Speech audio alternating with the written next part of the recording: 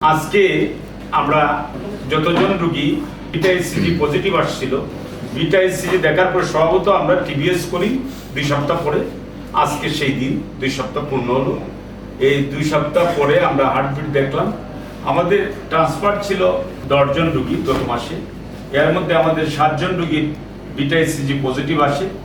Beta SCG positive মানে pregnancy positive. তারপর আমরা দেখি প্রেগনেন্সি হয়েছে ঠিকই, বাচ্চার হার্টবিট আসছে কিনা, বাচ্চা আসলো কিনা।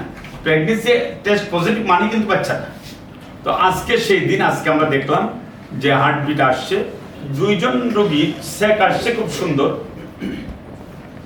খুবই সুন্দর চেক আসছে, কিন্তু এখনো হার্টবিট এপিয়ার করে নাই। অনেক সময় হার্টবিট ডিলে হয়। আমাদের এই যে আজকে যে 5 জনে আমরা হার্টবিট পাইলাম, বেশিরভাগ মারাই বিবাহিত জীবন, 15 বছর, 19 বছর, 18 বছর। এই যে ওনারা 18-19 বছর পর শুনছেন যে ওনারা গর্ভবতী হয়েছেন এবং একটা সন্তান হবে, এটাই ওনাদের জন্য একটা মনে হইল যে ওনারা বাচ্চা পেয়ে গেছে। এটা আমাদের আমার শুধু না, আমার দীপশিকা পরিবারের যত আমরা কাজ করি এখানে একসাথে, আমি তো এইখানে কনসালটেন্ট হিসেবে আছি, আমার ডালপালা অনেক, আমার সাহায্য করার জন্য অনেক লোক। তো আপনাদের দোয়ায় আমি এইখানে সাকসেসফুলি, আপনাদের উপস্থিতির কারণে, আপনারা আমাকে বিশ্বাস করছেন বলেই আমি মানে পারছি। কারণ রুগী যদি না আসতো, আমি এটা নিয়ে বসে থাকতাম, তখন আমি কি পারতাম এটাকে আগায় নিতে? পারতাম না।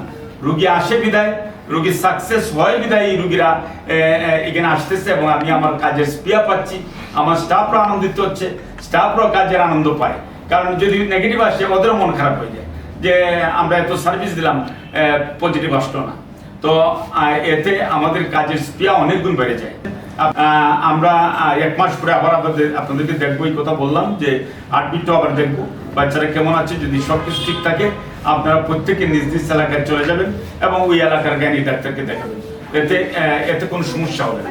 আর যে নিয়মাবলী, যে অ্যাডভাইস আমরা দিয়ে দিচ্ছি আপনাদেরকে, এই অ্যাডভাইস আপনারা ফলো করবেন। তো আপনাদেরকে ধন্যবাদ, এবং আমার জন্য দোয়া করবেন। আমার এই যারা স্টাফ আছেন তাদের জন্য দোয়া করবেন, তারা যেন আরো সুন্দরভাবে আপনাদেরকে সার্ভিস দিতে পারে, আমি যেন সার্ভিস দিতে পারি।